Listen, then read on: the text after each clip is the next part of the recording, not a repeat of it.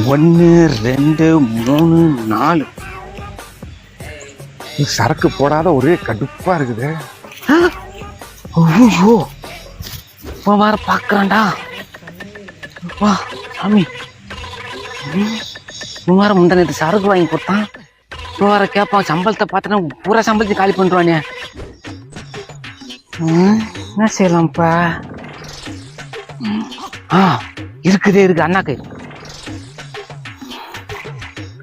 எடுத்து கட்டிக்கினேன். கவுர் கட்டியாச்சுன்னு சொல்லிடலாம். ஒரு கட்டிங் போட்டா ஒரு மாதிரியா இருக்கும்.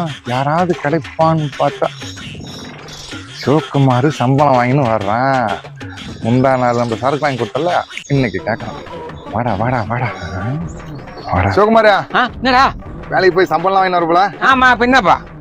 டேய் வாங்கிட்டேன், ஆளுக்கு ஒரு கோட்டை சாப்பிடுவேன். டேய் ஆறா வா, கவுர் கட்டினது தெரியல? கவுரா? இது எப்ப கட்டின? நேத்தான்.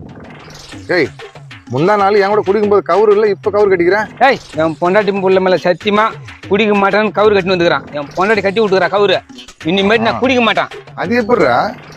என்கிட்ட காய்ச்சி இருந்தா மட்டும் கவுரு கட்ட மாட்டீங்க, உங்க காய்ச்சி பார்த்துட்டு கட்டா கவுரு கட்டிக்கிறீங்க. எனக்கு தெரியல. எனக்கு சூப்பர் ஆள்டா நீங்க. அப்ப இனிமே சரக்கு சாப்பிட மாட்டேன். நான் சாப்பிட மாட்டான். சத்தியமா சத்தியமா நான் வர மாட்டேன்டா. அப்படியா? ஆமா, பாத்துரும். அடடே வாமாமா. அப்புறம் எங்க அந்த பக்கம் சரக்கு சாப்பிடுறதா? சரக்கு சாப்பிடுவா அம்மா.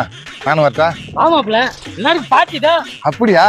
அப்ப நான் வரேன் மாமா. ஏய் நானே இப்ப தான் கையில கவர் கட்டிக்கிறேன்னு சொன்னேன். டேய் அதெல்லாம் வந்து அப்பப்ப கட்டிக்கலாம், அவுத்துக்கலாம். அதெல்லாம் கட்டுக்காதீங்களா?